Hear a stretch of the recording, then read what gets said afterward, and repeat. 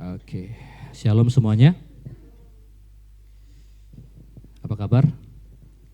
Oke, luar biasa ya. Selamat datang yang mungkin baru pertama datang, pernah datang lagi, mungkin ada yang jauh. Boleh salam dulu sebelah saudara, yuk. Sambut ya, kasih welcoming, kita keluarga kerajaan Allah. Haleluya.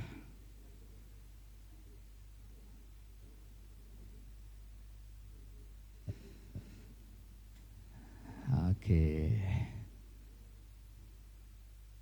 Kita keluarga Allah, amin. Amin ya. Baik. Siap. Baik, kita akan mulai, kita akan dengar firman Tuhan. Saudara, bulan ini April kita gereja akan masuk dalam tema yang baru, temanya adalah doer. Kita adalah sebagai pelaku, katakan pelaku. Karena seorang murid adalah pelaku. Ya, amin. Karena yang membedakan, coba saya mau tanya, saya akan buka dengan ini. Berapa banyak di tempat ini adalah pengikut Kristus? Coba angkat tangan. Berapa banyak follower dari Jesus? Oke. Kalau saya tanya pertanyaan yang berikutnya, kira-kira kalau kita sebut follower itu, pengikut Tuhan itu seperti apa? Apakah ditandai karena kalungnya salib? Pasti enggak ya. Apakah karena kita ibadah hari Minggu saja? Apakah karena kita melayani? Apakah kita karena dari lahir saya sudah Kristen, Pak? Orang tua saya Kristen, opa saya, opung saya Kristen, apakah itu? Nah saudara yang dikasih oleh Tuhan, saudara hari ini saya akan khotbah tentang menjadi following Jesus. Jadi kita akan menjadi bagaimana, siapa sebenarnya pengikut Kristus, ya. Karena saudara ada banyak kesalahan, ada banyak persepsi yang salah tentang menjadi pengikut. Karena saudara yang namanya fans dan yang namanya follower itu beda. Ada banyak orang sekedar menjadi fans Jesus, betul ya? Kagum sama Tuhan, wah Tuhan dahsyat, Tuhan hebat. Kalau lagi ada masalah cari Tuhan, tapi enggak semua kita sungguh-sungguh mau jadi pengikut. Katakan sekali lagi, pengikut Yesus. Nah dengan cepat kita akan belajar, ada 9 ya. Saya kan nggak akan lama-lama. Karena di sini dibatasin waktu khotbah, jadi kita akan khotbah dengan cepat. Yang pertama, katakan born again. Ciri yang pertama sebagai pengikut Yesus yang sejati adalah kita harus lahir baru. Amin. Orang yang lahir baru artinya, buka Yohanes 3, sini sudah ada, Yohanes 3:3, baca bersama-sama 1, 2, 3 ya. Yesus menjawab katanya, aku berkata kepadamu sesungguhnya jika seorang tidak dilahirkan kembali, ia tidak dapat melihat apa saudara? Langkah pertama, step pertama untuk kita menjadi pengikut Tuhan, kita harus lahir baru. Kalau saudara baca nanti dalam konteks Yohanes 3:3, itu ngobrol. Yesus lagi ngobrol dengan Nikodemus, dikatakan, bagaimana saya masuk dalam kerajaan Allah? Engkau mesti lahir kembali. Apakah saya mesti masuk ke dalam rahim ibu saya? Bukan. Artinya kita semua mesti dilahirkan dari air dan roh. Nah, saudara kalau kita mau lahir baru, yang pertama kita harus mengalami pertobatan. Katakan pertobatan. Kita nggak usah buka, Kisah 2:38, bertobatlah dan hendaklah kamu memberi dirimu apa? Dibaptis. Saudara kita yang bertobat, kita mesti ngambil keputusan dengan sadar bahwa saya orang berdosa dan saya memilih untuk ikut Tuhan. Tadi kita nyembah. Saudara setuju enggak bahwa kita dipilih sama Tuhan? Dan saudara juga memilih Tuhan enggak? Mengasihi Tuhan. Berapa banyak yang setuju dengan saya bahwa cinta itu adalah pilihan? Coba. Setuju? Kalau kita milih Tuhan, kita karena gini saudara, lihat. Dalam hidup badai akan datang, dalam hidup semua akan berubah. Tapi ketika saya pilih Dia, cinta saya enggak berubah, amin? Ya amin ya. Jadi yang pertama, lahir baru. Lahir baru bukan berarti kita menjadi anggota gereja, enggak ada urusannya saudara. Lahir baru bukan berarti kita sering tiap hari Minggu gereja, bukan. Kalau saudara enggak pernah mengambil keputusan sungguh-sungguh menyerahkan diri buat Tuhan. Saya pilih Yesus, saya menerima anugerah-Mu. Saya mengaku dengan mulut, percaya dalam hati, amin. Dan kita dibaptis, itulah namanya lahir baru. Meskipun kita sudah tua, Meskipun umur sudah lanjut, setiap saudara yang percaya pertama kali dengan Yesus, itu namanya lahir baru. Yang pertama apa?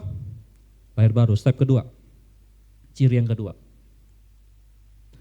Seorang pengikut Yesus, dia mesti punya kehidupan dalam doa, pray, ya. Matius 14 ayat 23. Dan setelah orang banyak itu disuruh pulang, Yesus naik ke atas bukit untuk apa saudara? Berdoa. Seorang diri ketika hari sudah malam ia sendirian di situ. Saya belajar saudara, Yesus sendiri, dia punya waktu ngobrol dengan Bapaknya.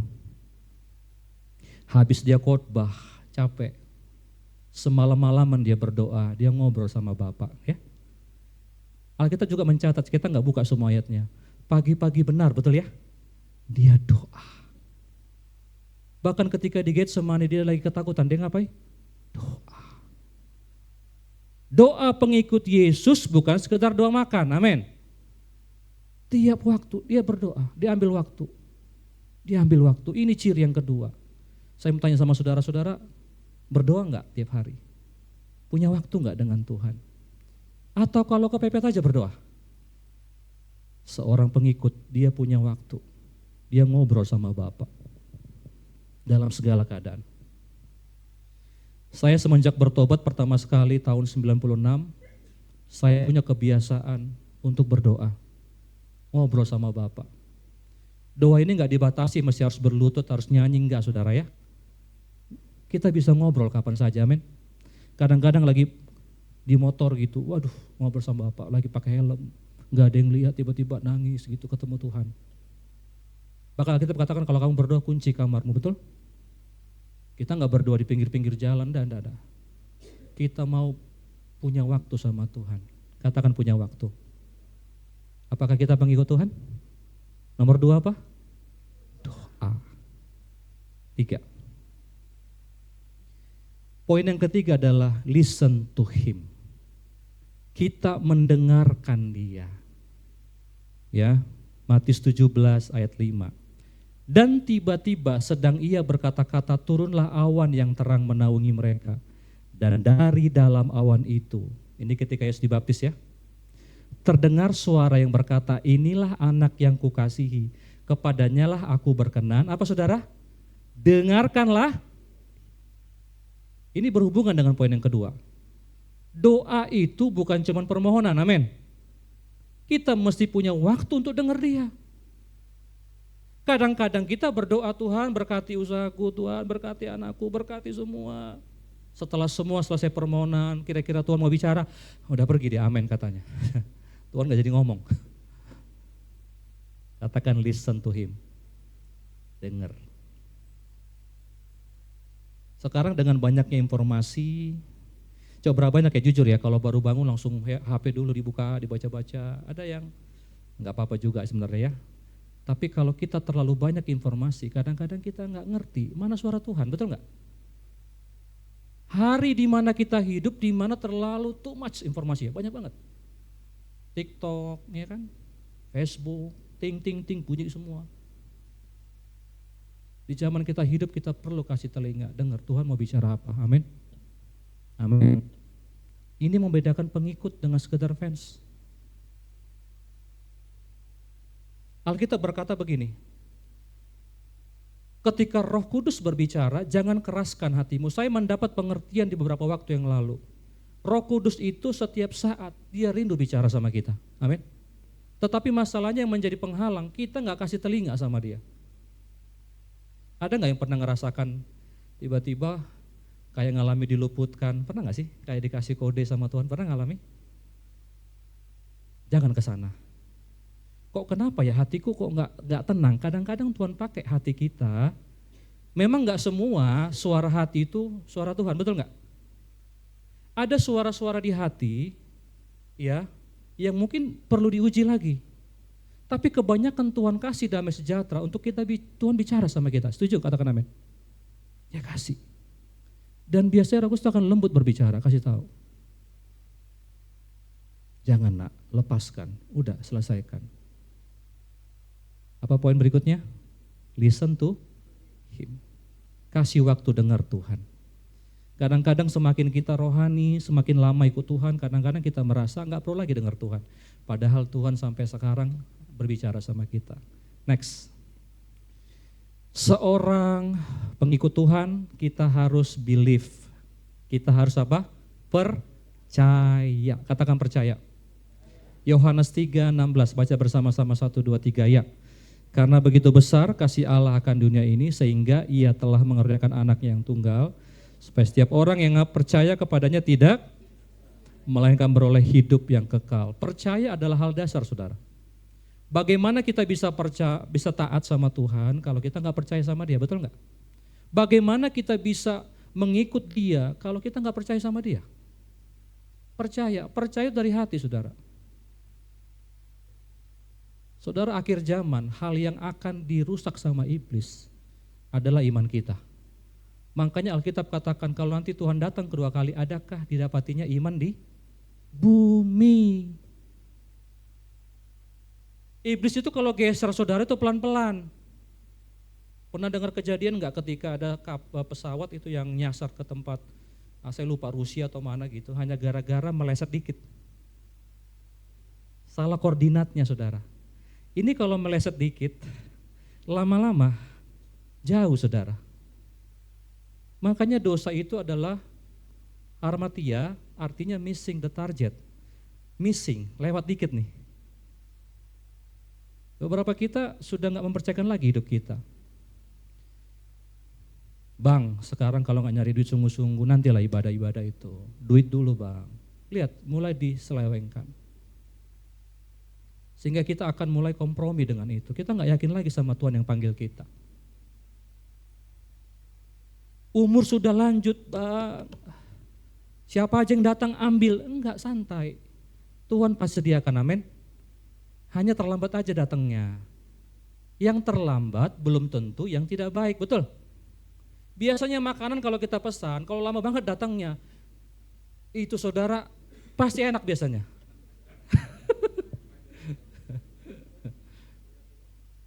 Kalau enggak ya memang lama masaknya gitu. Tapi biasanya kalau bikinnya, ya betul enggak ya? Kalau hadiah dibungkus lama itu pasti bagus banget.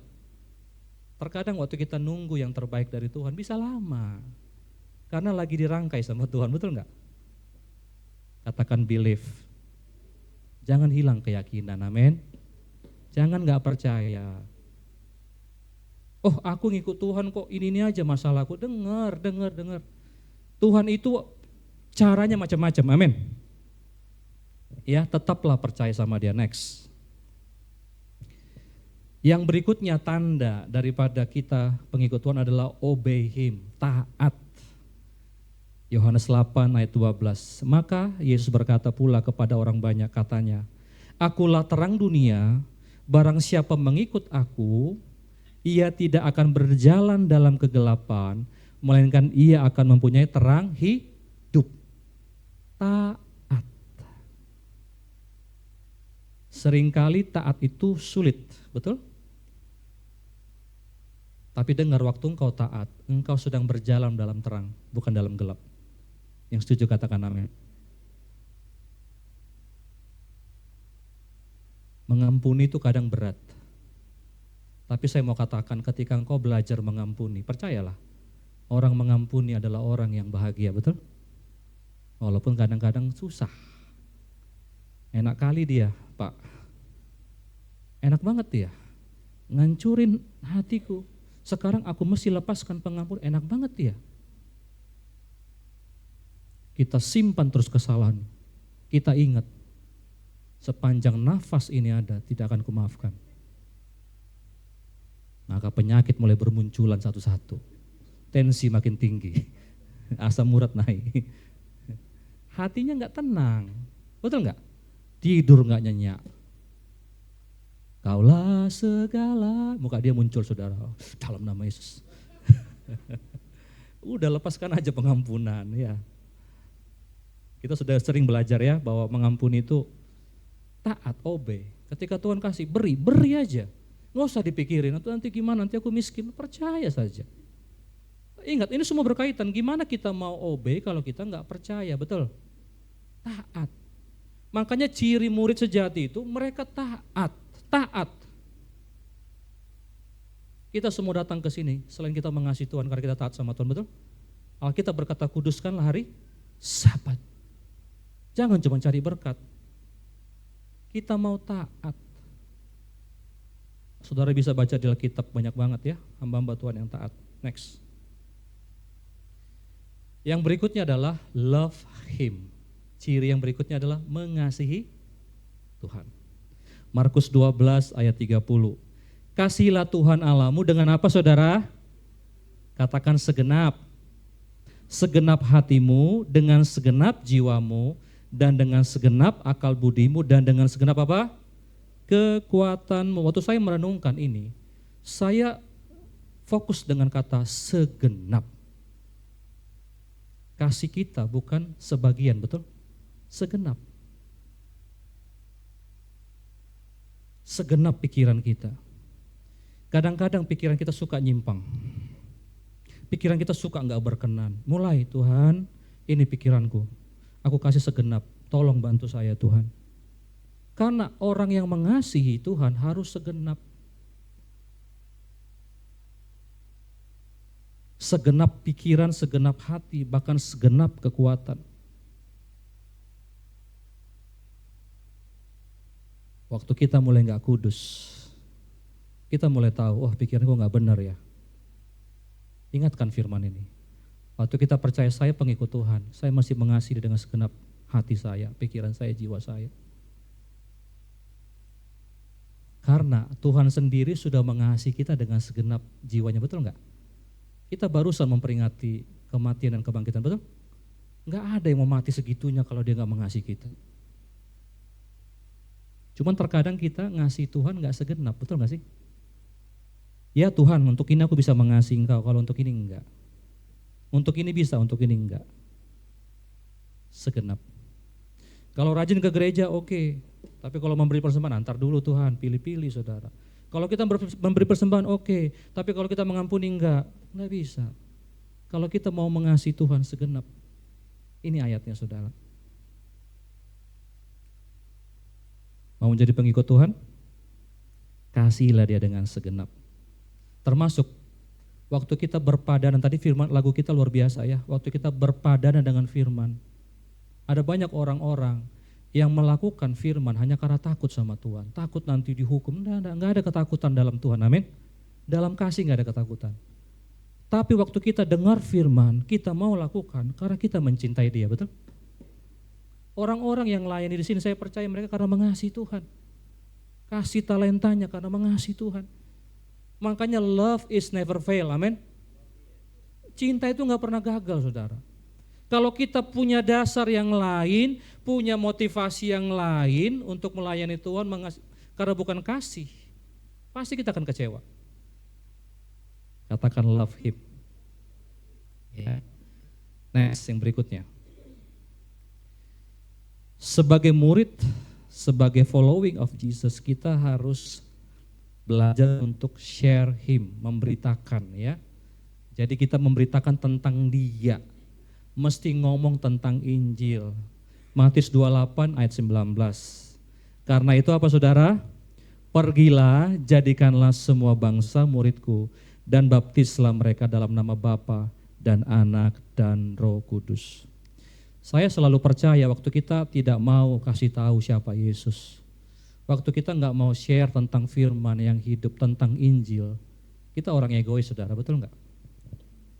Tuhan sudah selamatkan kita loh. Berapa banyak yang setuju dengan saya bahwa dunia yang kita hidup sekarang sedang dying, betul ya? Lagi ngeri-ngeri loh sekarang. Ngeri banget sekarang.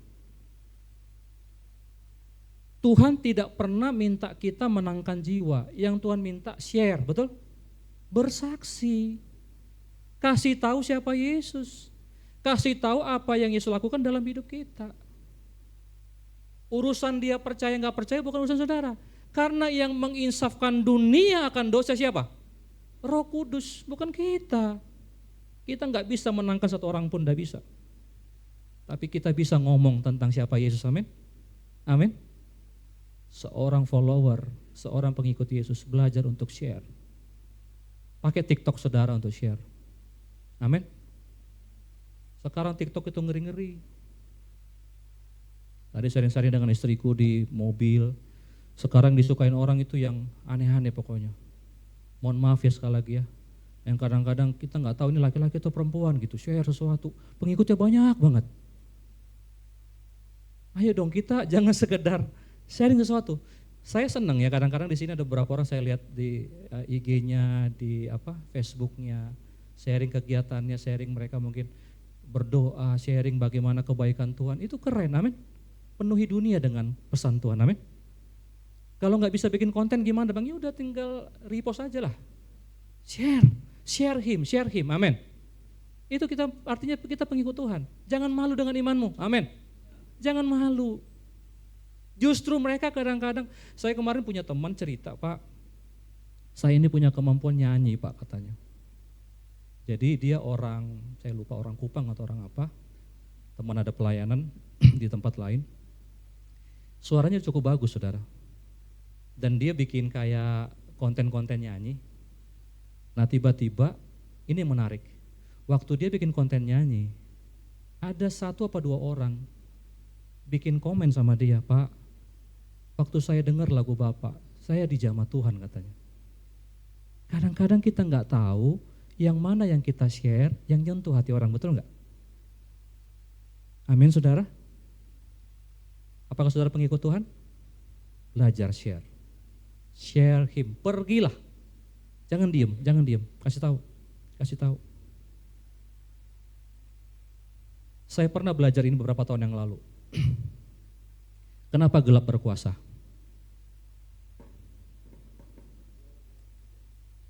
Karena yang terang tidak berfungsi. Coba perhatikan saya, sebelum saudara makan malam ya. Di tempat ini kalau cahaya tidak ada, tempat ini akan gelap. Kenapa ini gelap? Karena nggak ada cahaya. Satu cahaya berfungsi kecil aja, maka kegelapan harus pergi, betul nggak? Kenapa kegelapan berkuasa di mana-mana? Karena yang terang tidak berfungsi. Nggak mau bikin apa-apa.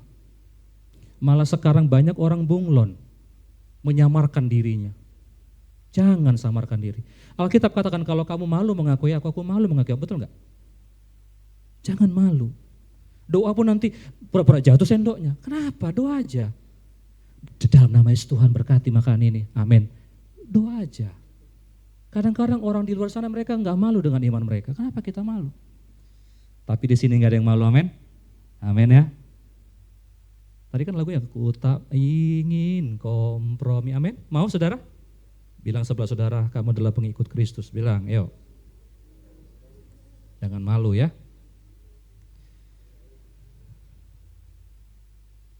Yang berikutnya next. Katakan serve him. Ciri yang berikutnya orang yang menjadi pengikut Yesus sungguh-sungguh, sekali lagi ya, yang sungguh-sungguh. Jadi kalau kita ikut Tuhan, pasti mesti punya semua kriteria ini. Itu artinya kita belajar menjadi pengikut Dia. Orang itu adalah orang yang melayani. Yohanes 12 ayat 26. Saya minta ini kita baca sama-sama. 1, 2, 3, ya. Barang siapa melayani aku, ia harus mengikut aku.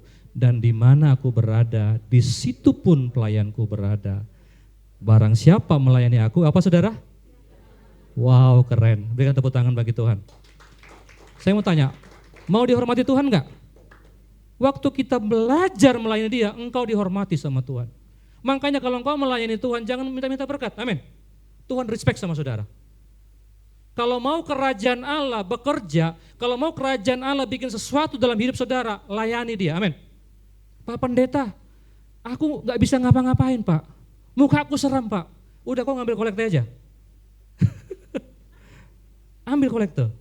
Jadi orang ketika muka seram gak perlu dipaksa-paksa. Iya siap-siap Pak, gitu kan, contoh. Saya gak bisa, saya cuman bisa ini, multimedia, udah ambil multimedia. Saya gak bisa ngapa-ngapain Pak. Cuma saya suka kecantikan, saya suka salon misalnya. Saya pernah dengar sebuah cerita saudara. Ada orang-orang yang melayani, itu mereka punya kemampuan kecantikan, ya beberapa orang kumpul. Mereka itu ngambil waktu 1 bulan sekali, mereka kunjungan ke tempat-tempat yang tidak mampu untuk bayar salon. Nah, mereka ini rata-rata adalah tukang salon profesional. Dan saudara tahu mereka pergi kemana? Mereka pergi ke tempat pelacuran, saudara. Mereka bikin salon gratis. Ini salonnya profesional ya. Mereka medi-pedi, mereka apalagi ya salonnya? Rambut dikerimbat ya, hair spa, medicure gitu ya. Udah stop dah. And so on. Nah, ketika mereka sudah kasih semua gratis segala macam, mereka ngobrol, saudara. Mereka cerita tentang Yesus. Dan ada banyak orang dimenangkan. Pak, belum pernah kami dilayani seperti ini.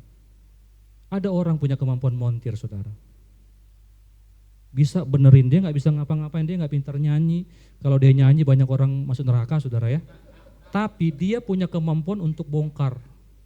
Jadi bongkar motor apa segala macam, tangannya luar biasa. Mereka kumpul beberapa orang, mereka pergi ke tempat orang tua yang jompo-jompo, saudara. Yang bahkan udah lama mobilnya, motornya nggak dibenerin, saking mereka udah nggak ada uang. Mereka datang, udah biar kami kerjain Pak. Waktu mereka ngalami itu, waduh, mereka bikin ibadah, mereka begini, mereka dijamah Tuhan. Saudara, tidak ada seorang pun yang nggak bisa melayani, amin. Segala sesuatu yang bisa kita lakukan buat orang lain itu namanya pelayanan, amin. Mau dihormati Tuhan? Kita melayani. Maka saya rindu di gereja ini nggak ada yang nganggur, ya. Semua ambil bagian pelayanan. Yang bisa nyalam, yang bisa siapa aja, ayo. Kita semua sudah ditebus oleh darah Yesus, amin. Kasih sesuatu, kasih sesuatu. Kadang-kadang ada orang yang nggak ada ongkos pulang, kasih ongkos pulang, itu juga pelayanan, amin. Kasih minum, macam-macam. Bikin snack, ya apa aja. Waktu kita karena mengasihi Tuhan, sekali lagi love God, love people. Serve Him. Yang terakhir, suffer to Him, jadi menderita ya. Ini kurang enak, tapi ini adalah ciri pengikut Tuhan. Filipi 1:29, sebab kepada kamu dikaruniakan bukan apa? Bukan saja untuk percaya kepada Kristus, melainkan juga untuk menderita adalah karunia. Amin. Kita bukan hanya percaya saja dikaruniakan, tapi juga menderita. Lah gimana Pak, kok menderita karunia? Ada banyak orang-orang yang gak bisa dikasih tahu sama siapapun, bahkan sama Tuhan sendiri, sampai keadaannya nol. Sekali lagi saya ulang, ada banyak orang-orang yang Tuhan mau bicara sama dia gak pay attention sama sekali. Penderitaan bukan karena Tuhan yang ngasih. Ingat peristiwa Ayub? Siapa yang mencobai dia? Apakah Tuhan? Setan yang keliling-keliling, betul nggak? Dengar, perhatikan, jangan salah paham. Setan itu tugasnya berkeliling mencari orang yang bisa apa saudara? Ditelan, amin. Jadi saudara, tanpa saudara ketahui, setan itu cari. Makanya ketika dicobai waktu dia 40 hari, pertama kali dia berpuasa 40 hari dalam Matius pasal 4. Ketika setan tidak bisa kasih 3 pencobaan, betul ya? Batu menjadi roti, kau paham ya? Dia dikatakan mencari waktu yang tepat untuk hantam Yesus lagi gitu. Makanya jangan heran tiba-tiba kalau saudara on fire sama Tuhan, mutuskan untuk melayani, putuskan mengasihi Tuhan, kok tiba-tiba makin berat ya Bang ya? Kepada engkau bukan cuma dikaruniakan percaya, tapi apa? Ada banyak orang-orang ketika selesai penderitaan, makin bagus karakternya, betul nggak? Nggak songong lagi dia, tadi songong banget. Itu kalau jalan nggak bisa nunduk, nggak bisa ke bawah gitu, selalu ke atas, kayak ada yang salah gitu. Ngelihat orang nggak bisa santai. Tapi penderitaan mengajar dia, tiba-tiba kok jadi baik ya orang ini ya? Nggak ada yang tiba-tiba, nggak ada yang tiba-tiba. Saudaraku dengarkan sore hari ini sebelum kau makan malam ya. Kalau ada yang menderita jangan marah-marah sama Tuhan. Telan aja. Bilang sebelahmu, telan aja bilang. Kamu mau nggak istrimu makin ramah? Iya, biasanya dia akan diproses. Tidak ada. Rata-rata orang saudara inilah manusia saudara ya. Saya untuk mempelajari ya kenapa ya kok penderitaan ya dipakai Tuhan ya. Memang betul. Penderitaan itu baik buat kita, amin. Obat itu semakin pahit semakin bagus enggak? Cuman begini bang, bagaimana kami bisa bertahan? Jangan khawatir, Tuhan pasti kasih karunia, amin. Semua masalah hidup kita tidak ada yang pernah melebihi kekuatanmu, amin. Tidak akan pernah. Cuman seringkali ketika mulai dapat, wah kena, waduh kayaknya gede banget. Kayaknya besar banget, tidak saudara. Makanya Roma 8:28 kita tahu sekarang bahwa Allah turut bekerja. Dulu kita nggak ngerti. Sampai hari ini saya ngikut Tuhan kurang lebih mungkin di atas 20 tahun saudara. Pasti ada momen-momen di mana saya menderita. Pasti. Tapi ketika saya tahu ayat ini, saya adalah pengikut Yesus. Yesus saja menderita, amin. Jangan terlalu suka dengan semua khotbah berkat. Kita mesti diberkati, yes pasti diberkati, amin. Kita nggak usah kejar-kejar berkat, pasti berkat datang sendiri. Dari mana saya tahu? Cari dahulu kerajaan Allah kebenaran, maka semua akan ditambahkan, pasti ditambahkan. Cuman saudara, jangan sampai kita hanya mau diberkati saja, tapi kita nggak mau menderita. Justru penderitaan itu membentuk kita. Katakan sama-sama dengan saya, penderitaan membentuk saya. Itu alat paling bagus yang Tuhan pakai. Makanya jangan salah ketika orang menderita, jam 2-nya nambah saudara, nambah jam 2-nya. 2 makan biasanya dia cuma 1 menit, sekarang 15 menit makan aja saudara. Air mata menetes, makan loh ini, saking beratnya hidup ini gitu. Oh Yesus Tuhan, Jesus, yang tadi panggil Yesus cuma Jesus, sekarang Jesus gitu. Panjang Pak Jesusnya, karena penderitaan. Oh Tuhan tanggal berapa ini Tuhan gitu kan mulai kita jantungan. Dengar. Kalau sakit kita cuma kudis, ya terjadi mujizat biasa-biasa aja. Tapi ada banyak orang diluputkan, waduh luar biasa. Ada 9 hal, apa aja yang pertama? Ayo sebelum pulang. Yang kedua, 3, 4, 5, 6, 7, 8, 9. Amin ya. Siap saudara? Berapa banyak menjadi following of Jesus? Amin. Lakukan ini saudara. Jangan khawatir, jangan takut. Tuhan yang kita sembah adalah Tuhan yang setia. Amin. Saya tutup dengan ini. Saya itu punya kegelisahan sekian lama melihat kekristenan. Saya gelisah. Saya kadang-kadang melihat ada banyak sepanjang saya mengikut Tuhan. Kok ada lah ya orang-orang Kristen, kok ada ya anak-anak Tuhan yang hidupnya dalam Tuhan, bahkan mungkin melayani sekali lagi. Ya, jangan merasa tersinggung karena kita semua pernah ngalamin ini. Tapi ada banyak loh anak-anak Tuhan kadang-kadang yang saya lihat, ketika dia punya utang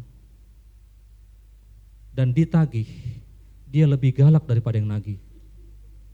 Sabarlah dulu. Tenang dulu sebentar, kok kan masih bisa makan enak, lihat saudara. Enggak jadi berkat. Sekali lagi maaf ya, tanpa menyinggung siapapun, saya juga pernah ngalamin yang sama.